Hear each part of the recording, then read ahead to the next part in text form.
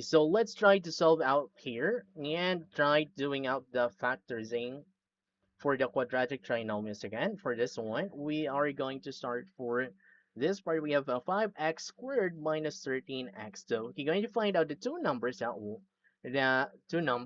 that multiply to 5. And we have for the numbers that one would be 5 times 6 is equals to negative 30 and add to 13 whose number are 15, negative 15 and 2. So we're going to split out the numbers down here.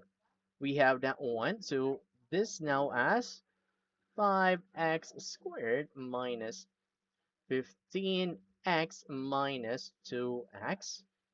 Still going to be the same as this one going to be 13x. And for the next one, we have minus 6.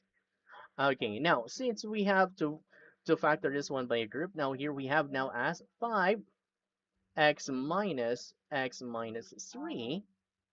Now for the other one would be plus 2 then x minus 3 then. Okay, now the next part that we're going to find it out here is we're going to regroup that one.